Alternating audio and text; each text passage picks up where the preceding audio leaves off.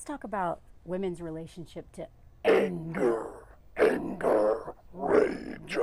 Sorry, it's perfect. That voice in the microphone is perfect for why I'm scared of anger, right? Like, I'm gonna take you over. okay, that's enough, sorry. I just read this really great piece today I want to go over with y'all because I don't think that we talk enough about how having arguments in relationships is actually really healthy. And if you don't have them, there's probably a problem. And how you are never actually going to have healthy arguments if you're not in touch with anger. Anyway, I'm going to get into it. Before I do, please follow my Patreon if you're not already. There's a free tier so you can actually see my work in case the algorithm just wants you to forget I exist. Or if you want to be on any of my lives, see any of my travel content, really personal stories, all kinds of stuff, go check it out. But just free tier, I post some cool stuff there too. As somebody who, the reason why this article I'm about to go into resonates so much with me is because my relationship to anger has really been kind of like a litmus test for my healing. And I talk about this a lot, but I really think white women especially, if you don't figure out how to deal with your anger, you are a menace to society. You are a danger. Because to think that we just aren't angry and pretend like you're just happy all the time, everything's good.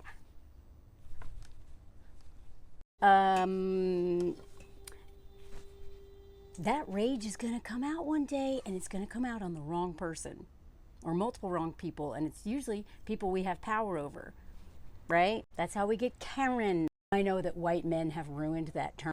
They're like, oh, cool, a way to make fun of women. But as far as I'm concerned, I mean, there's a whole nother topic on Karen. There's a history behind that word that is rooted in us terrorizing pretty much any Black, Indigenous, or other people of color, but especially Black people with our racism, basically. We terrorize, call the manager, whatever. Can I speak to, anyone we have power over, we take it out on when a lot of times our rage is oftentimes rooted in something happening with men or women or anybody. But a lot of times it's our refusal to admit that we're angry at our husband, our boyfriend, our dad, or even, our mom or someone else. But in my personal experience, the women who are the worst in terms of taking their anger out on the wrong people are women who are not dealing with their little tyrant king baby at home. And those women are a menace to society. You can't keep this up forever. She's gonna break one day.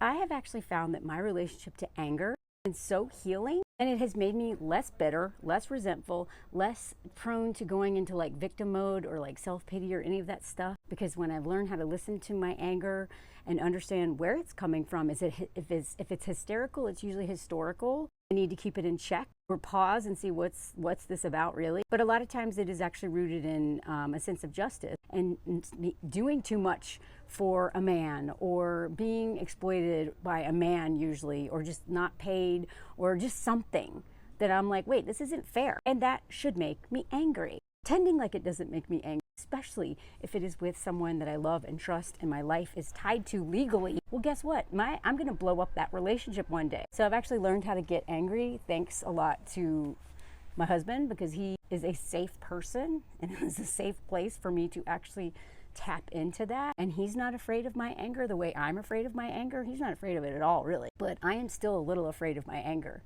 And I, as somebody who was for a couple decades, never yelled at anyone, barely ever said no, was really hard, as a people pleaser. But I did the most violent thing I could do to my body, force myself to all the time. So violent what I was doing. But I was, or the teenager in angst, or shy or whatever, not denying or just cultivating a relationship with anger in a way that's healthy, that really helps me see the truth instead of lying to myself, instead of being passive aggressive, instead of being walked all over by someone and then taking it out on someone else. By just doing really self-destructive or self-sabotaging things, learning how to be angry and understand what it's trying to tell me. Like I've said before, jealousy is really oftentimes, I say this as a writing coach, and jealousy is a great way to, it's a compass Oftentimes the things I'm most jealous of, it's because that's what I actually want. So instead of hating success for someone else, I'm like, oh, that's what I really want to do. I need to take actions, small actions building on top of each other to go towards that goal, rather than being in self-pity and hating those people who are writing books and doing this or doing that. Same thing with anger. What am I angry about? Why am I angry? So really just getting down to the root of the problem, but not being afraid of letting myself actually be mad about things. Game changer. So let's get into this article. I saw this in The Guardian today. It's called Face Your Anger and Let It Out. It's the only way to stay healthy. Yep. More than sadness, hatred, or grief, rage is something that we shut away or flee that endangers our relationships, our happiness, and our safety. She talks about, like, when I went to this psychoanalyst, she was telling them about something that should have probably made her angry, but instead, as she spoke, she got sleepy. I described this sudden onset of fatigue, and as I felt overwhelming weight of my eyelids and gave up trying to keep them open, so losing the thread of what I had just been talking about. Perhaps you are sending your anger to sleep, her analyst said. I literally am connecting these dots in real time. I skimmed this article and highlighted the things I liked, but I'm narcoleptic. There's no real explanation for narcolepsy. I was tested at the hospital for this back when I was like 23. Like everyone thought I was for a long time, but I finally got the diagnosis. I took all the tests. I had to stay in the hospital all day, and I'd fall asleep immediately. Like I passed it with flying colors as a narcoleptic. And so my relationship to sleep has always fascinated me and everyone else. I'm not like River Phoenix and whatever that movie is where he like falls asleep while he's walking. Although I did fall asleep swimming once, like aqua jogging, when I was like rehabbing my ACL tear in Jackson Hole, Wyoming. When I was a ski instructor or whatever. I literally was aqua jogging in the pool and fell asleep and like woke up because I couldn't breathe, right? Now I have been managing my relationship with narcolepsy by, I don't really eat much sugar. I don't drink. I am this way naturally. You don't need to get me drunk. I'm crazy sober. If I drink, I fall asleep. I'm not fun. When I smoke, which is very rarely, get sleepy. Like I don't even like. You don't need to give me anything to make me like this, which is like a blessing and also a curse because I can't turn this off. So it makes sense. Like my neurologist here in France was like, yeah, of course you have ADHD and are narcoleptic because you're like all the time, and then you're like, but I also think it is tied to my relationship with sleep in terms of most of the childhood SA I experienced and adult SA was when I was trying to sleep. So, which is why I make so many videos on women's sleep and our complicated relationship to sleep and how men are such a menace to our sleep, whether it's through snoring or, trying to grape us or whatever it is. Women's relationship to like peaceful sleep it's a political issue. That's one reason why I talk about it all. And narcissists and abusers literally use sleep deprivation to keep you in relationships with them, which I also learned the hard way. But I wouldn't be surprised if some of my narcolepsy was absolutely tied to my relationship to anger.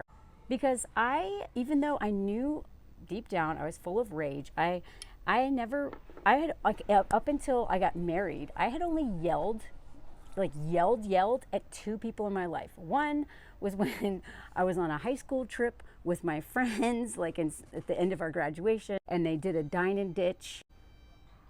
And I yelled at my friend for basically putting like hundreds of dollars, leaving me there. I was justifiably mad at this girl. I was really proud of myself for yelling so much, but I was so shocked at how angry I was that I was like, well, I don't want to do that again. And he's like, so over it, y'all. He has boundaries, like unlike me. He knows his limit. He's like, I'm going to bed, screw you. Anyway, other than that, the only time I had ever yelled at anybody in like anger was my abusive ex. And that was only like a few times. Guess what I was for a really long time? I mean, I would literally like punch the steering wheel. I was bulimic. I did all this self-violence because I was so afraid of what my anger would do to other people. Just like I talk about with a lot of men and their moodiness. When I was really angry, I would shut down and I'd like brood. And I'd try to hide my anger, but I couldn't. And, my sister me see how frustrating that is. Like enough times for her being like, what? And I'm like, what? She was like, you're clearly pissed about something. And I'm like, nah. She's like, and I was like, man, I'm not fooling anybody. I really got to learn how to come out with it. Little did I know that would take me many, many more years to even start that journey. The people had to really like pull it out of me when I was mad, because I was in so much denial that I was mad. And I think it was, I forget who it was. It was either Jane Fonda or who was it who said that a lot of women cry when they're angry. And I'm not talking about white woman tears here. That's something different. That's when we fake cry to get out of stuff. If you don't know what I'm talking about and you're a white woman, please don't comment. Just stick around or whatever, but don't derail this conversation if you don't know what I'm talking about. I have a history degree that focused a lot on that, so I know what I'm talking about. There's like a whole long historical thing that I'm not going to go into, but the white woman tears is not what I'm talking about here. What I'm talking about is a lot of women, and I experienced this even early in our marriage, where I was like frustrated with a few things, but I didn't know how to express them or if I should express them, because I also know that I can take things really personally, and that I'm like projecting onto my husband what my ex did all the time. So I was like, I don't know if I should say something, but instead of running it by somebody or even just telling him, I was just swallow it. And it literally took him being so frustrated. He was like, babe, he knows me really well. At a certain point, I will never forget this conversation. It was very early on. He was like, you have to tell me what's wrong. I can't help fix this. I can't do anything. I can't change. I can't comfort you. I can't say anything. We can't solve this problem if you don't tell me what it is. And I was like, I don't even know where to start. And he was like, just start. And then he just knew to say, he goes, I'm not gonna leave you. I'm not going anywhere. I can handle it. What is it? And I swear to God, I mean, you know, he just knows my past enough. He knows that that's probably where I have so much abandonment issues and so much fear and all this stuff that I didn't think he could handle it. But the reason why I married this man is because he can handle it. Like, I knew up here he could, but in the moment, I was going back to like child Melanie that's like, no, you don't say anything. And him just saying, I'm not going anywhere. I can handle it. So then I was like, oh. And then I started talking. And so anytime I'm like not saying something, which is rare now, I'm much better at it because it takes practice. But he reminds me, okay, I can take it. I can take it. Tell me. You know what I mean? Because if I wasn't doing that, I would be slowly destroying our relationship. Because every time I don't talk about something that seems unfair or that hurt my feelings or that I don't like, or I'm half the time it's a misunderstanding, because I am always going to fill in the blanks. I am very creative. Most people, well, anyone with a lot of trauma is very creative. You will never convince me differently.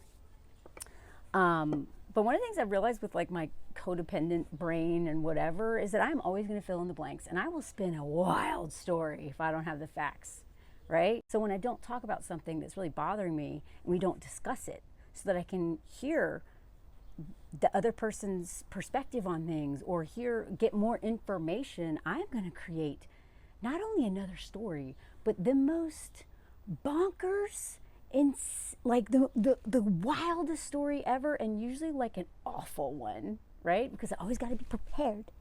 Always got to be prepared for the worst case scenario, right? So I have learned the hard way through many relationships with people, healthy friendships, healthy relationships, and especially with my husband, who is one of the safest people I have ever met in my life, that anger, he's not afraid of his anger.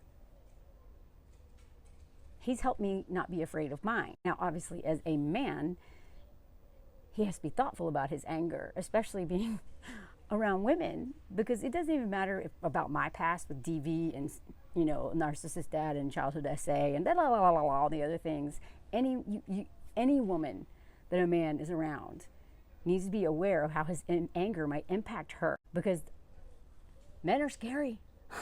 And all of us have some terrible stories with men, some lowercase t, some uppercase T traumas around men and their anger. So we're going to go into like dysregulated fight or flight, fawn, all kinds of stuff if men get too mad in front of us, right? Doesn't mean they can't get mad. It means they have to be very thoughtful of how they're being angry and how they're expressing that anger in front of women. Because as a collective, they have been traumatizing us. Sorry. Natural consequences of being a member of a group that has so much power and is so violent is we're gonna be right? So I didn't realize how much I needed to work on my relationship with anger until him and I got together, because I didn't realize how much I wasn't still expressing it enough, how much I was still avoiding it, you know, and how little practice I had at really articulating it. Because I mean, it's real easy to deal with my anger when I'm single and living alone and not having to negotiate things all the time with another person, especially a man. Two people living in the same house, sharing financial responsibilities, having, you know, schmexual relationship, being best friends, doing all this stuff together, you are going to have conflict. If you don't have conflict, something is wrong. Somebody ain't talking. Somebody is being her.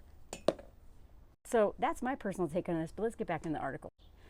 The more psychoanalysis I receive as a patient, the more I think that anger is often the hardest feeling to feel. Now, okay, remember,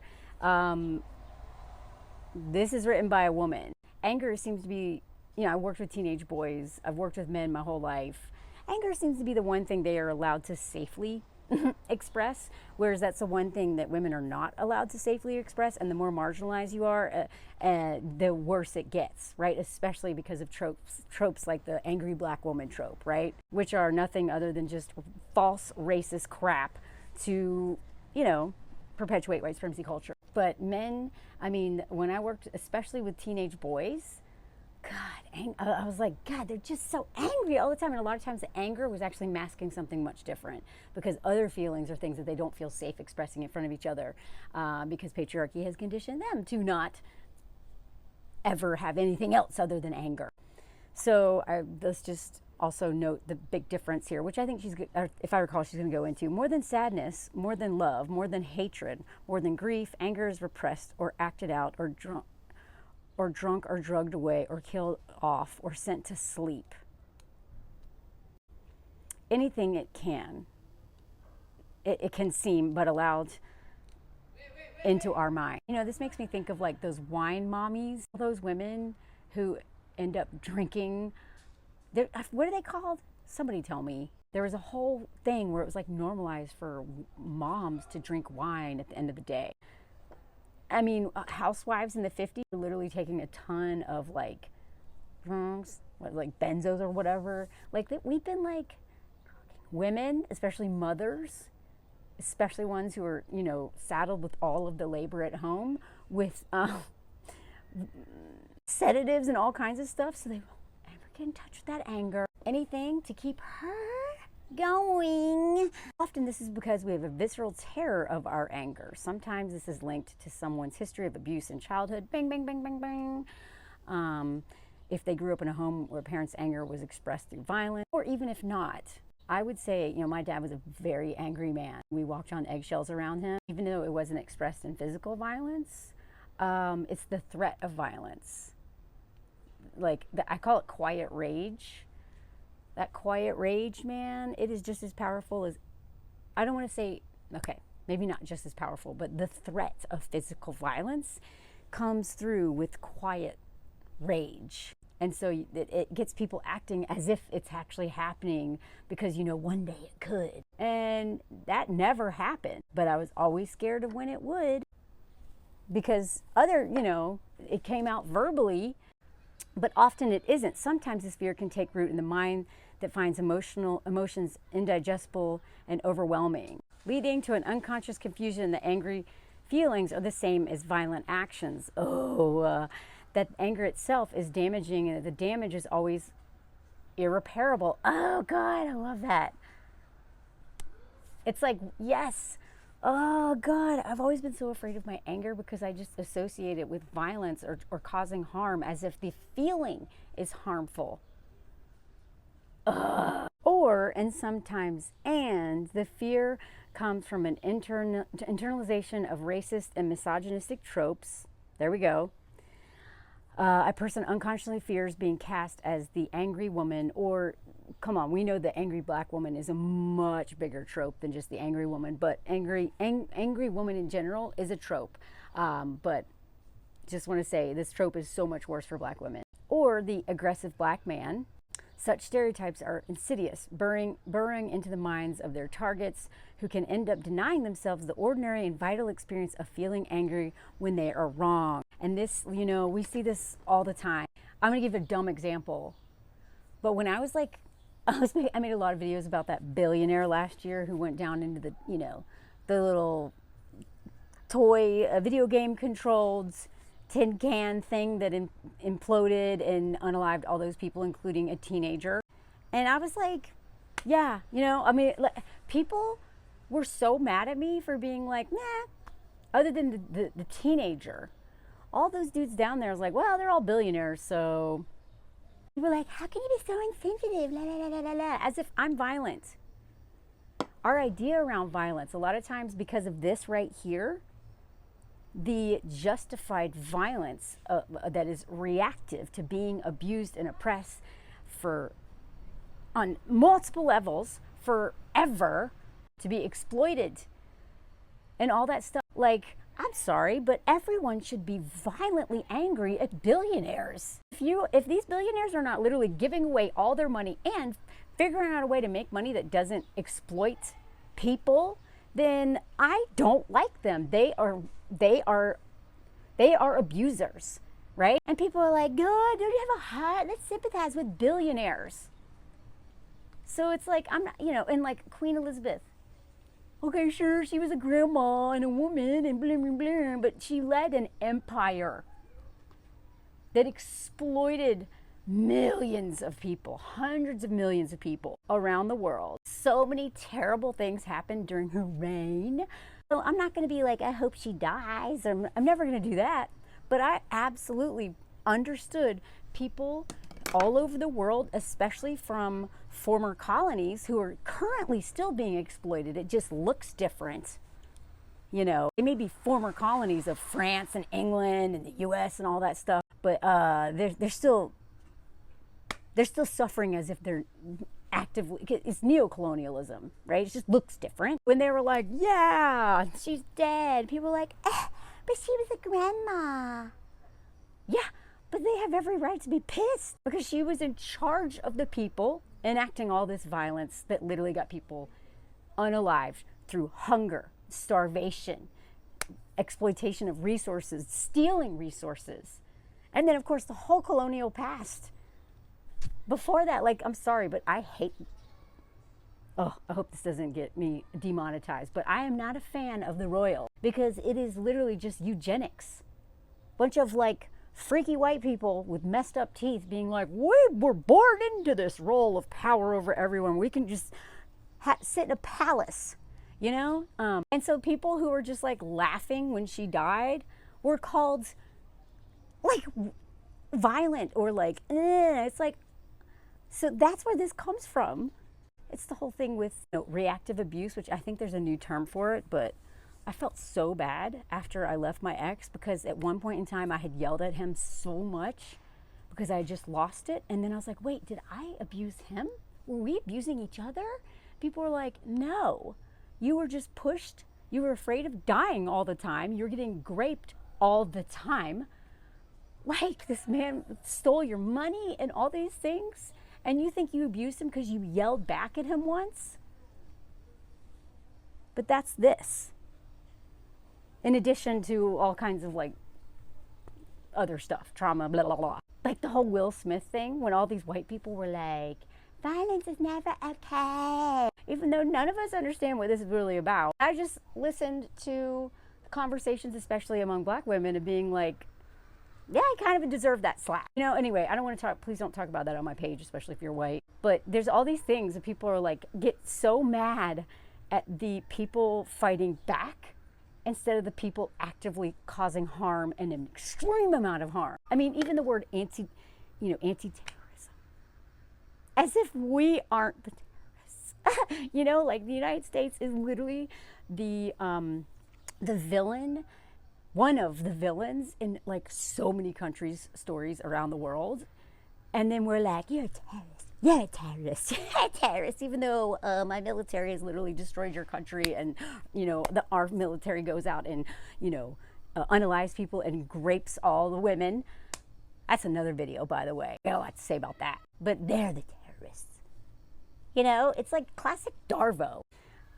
I say ordinary and vital because feeling angry when we are wronged can be a creative and rich and emotional experience. It can be. Now that I'm learning to let myself cry, which used to be, I really didn't really know how to cry until my 30s. And crying in front of somebody, I'd only done that maybe in front of Liz a couple times, but I cry in front of Anthony all the time. It is so healing. It is so healing. And being able to cry in front of him has helped me learn how to be able to cry in front of other people if the moment calls for it. But it's so healing to cry. It's so healing. It is a release, right? But being angry, like I punch pillows now. And it feels so good because I don't want to hurt somebody. I don't want to snap my computer in half. I don't want to hurt myself. That like energy, I'm scared of how I might hurt myself with this anger, so I got to do something with it, but something that's not harmful. But I got to acknowledge it and let it be there, you know, and then figure out where it's coming from and why. It is a wild ride.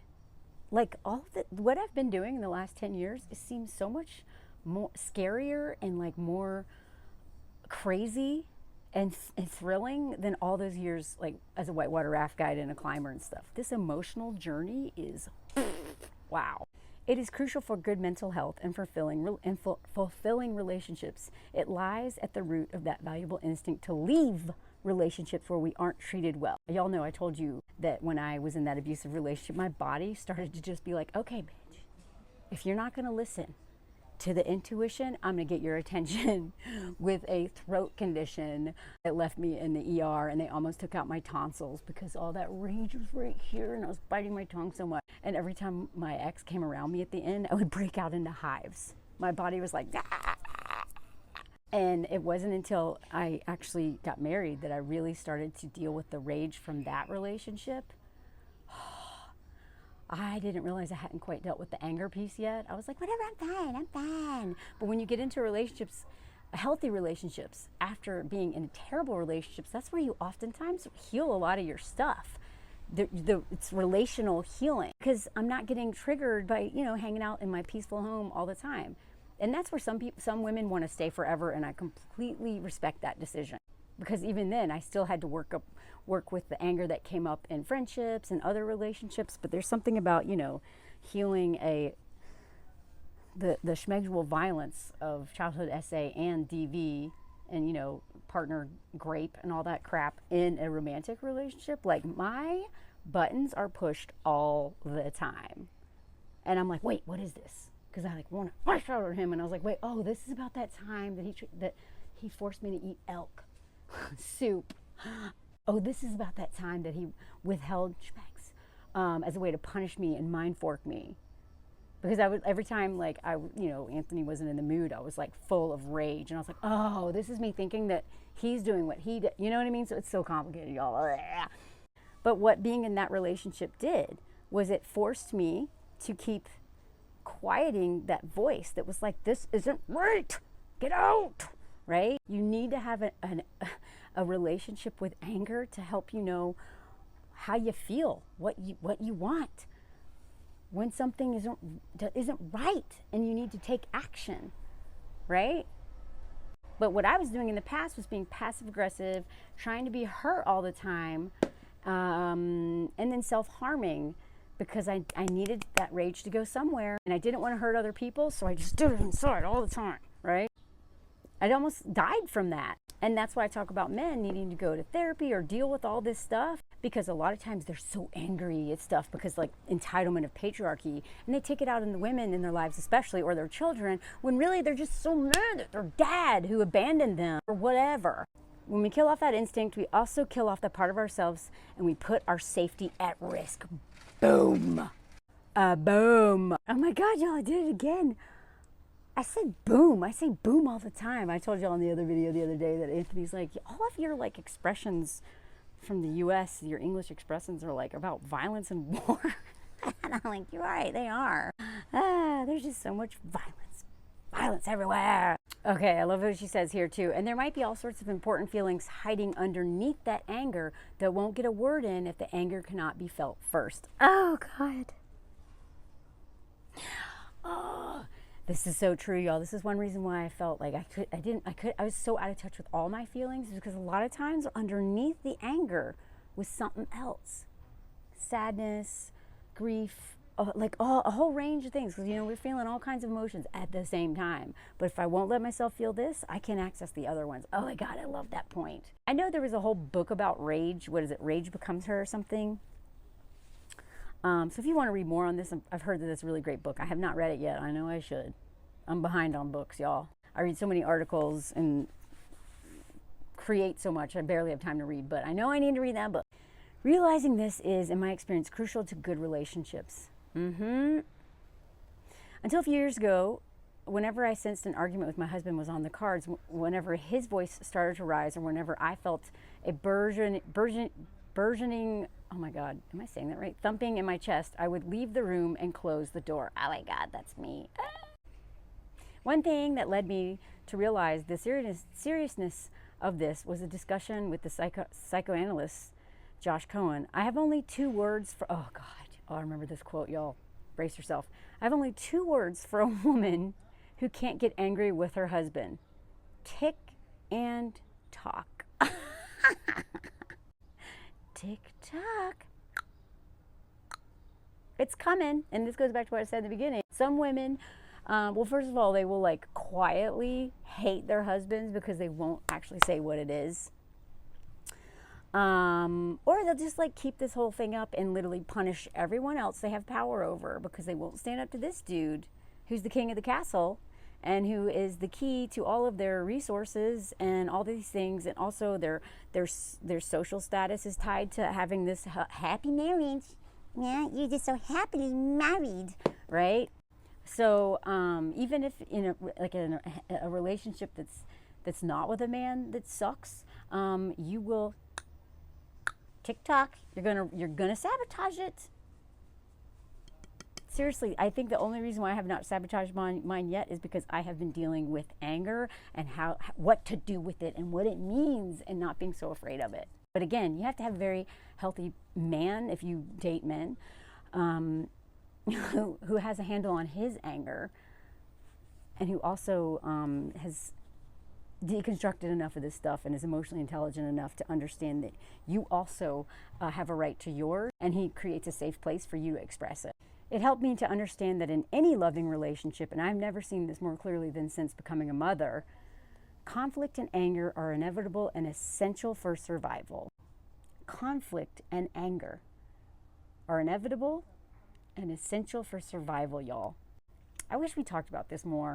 Cohen's book, All the Rage, Why Anger Drives the World, about anger is an intimate and political life, is out in October. I don't really care about that book. I don't know. Sometimes, I mean, it's not that I don't listen to men at all. My EMDR guy is a man and he's amazing, but I don't know if they're going to address all the nuances. Well, I don't know. Mate.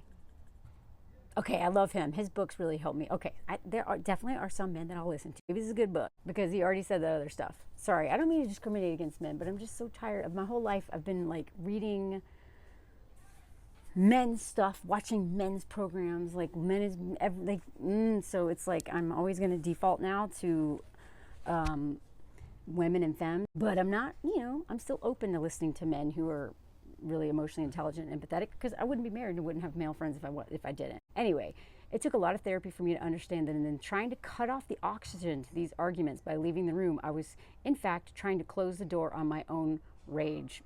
I was suffocating my husband's feelings as well as my own, and our relationship, robbing us of the chance to argue it out, express ourselves, understand each other, and come back together again. And this is why, if you were like me and are like afraid of your anger, and also just have abandonment issues, and are also afraid of yourself sometimes, like fights are so uncomfortable, but the more I learned how to fight fair, and the more people talk about how like conflict is normal because you are different people with different lived experiences, different opinions. I don't want to be in a world where everyone thinks exactly the same, feels things the same, is the same. That is boring to me. But if you're gonna have people different, conflict is good. I learn all the time from people that I have nothing in common with. I mean, other than the collective human experience, but like being called on my crap has taught me more than anything. So yeah, anyway, it was transformative when I finally understood that if you cannot truly feel angry with your partner, you cannot meaningfully repair that right there. So that also means, so on our end, the stuff I've already been talking about, but if you're not with a partner who really own what they did, you know, we know this is why a lot of divorces are happening, because a lot of men will just be like, yeah, I'm sorry. They just literally say, I'm sorry, to shut you up. And then they'll do just enough to get you off their back so they can continue to being the king baby who sits on the couch all the time and does nothing and watches you do everything. And so if you're not truly, not only do you have to, you know, be in touch with your anger and have hard conversations and not be so afraid of conflict, you also have to have a partner who is, is willing to do those things, and B,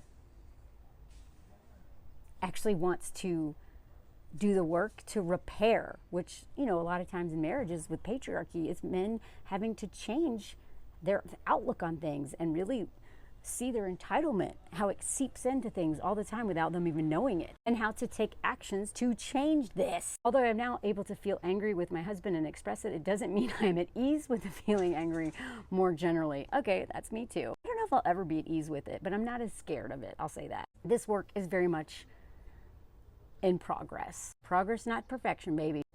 I was unconsciously sending my anger to sleep. It is about time we woke up. There's also a saying that I love that I kind of live by, is like, the truth will set you free, but first it might ruin your day. That's actually been one of the truest experiences of my life in general. The truth, it always hurts. It hurts so bad. Especially my ego. It hurts my ego so much, but I've just learned to try to sit in that discomfort. And it's so much, but it sets me free. The delusion does not set me free. The refusal to look at things does not set me free. The refusal to feel things does not set me free. It makes me feel caged, right? And eventually you can't mask forever. It's exhausting to try, but you really can't, you know? The truth will set me free. First it'll ruin my day. And I gotta feel my way through this stuff. I tried running from trauma for a long time. And the only thing I did was just like keep achieving cool things, but self-harming the whole way. You know, I'm doing this great thing, but also like when I was a raft guide, I literally was like throwing up in the river while my guests were putting up their tents. You know, there's a big tough girl, nothing touches me, and then blah, right? Like, anyway, let me know if this helped, if you like it, your thoughts, and please follow my Patreon. And let me know if you heard the comment song. I try to make a fun one when I can. And voila. Comment song. It comes and goes. It comes and goes. This is the comment song, and time for you to write something interesting or funny or both. This is the book. This is the book that Daniela Mastinik Young wrote, and I'm having her in my live on Sunday, so just a reminder of that. Please check out my Patreon for that. Anyway, comment song. Write your comment, you're running out of time. Hey, write it fast or write it slow, doesn't matter. You can always hit pause and keep typing. Okay, y'all, I'm done with that little flashback to the 80s, or was it 90s, who knows. Anyway, for all my Gen X people out there, I wish I had my own radio station, y'all. I guess podcast is as close as I can get to that. Anyway, thanks for being here, and it's about to end. 3, 2, 1, et voila. Let me know if you heard this.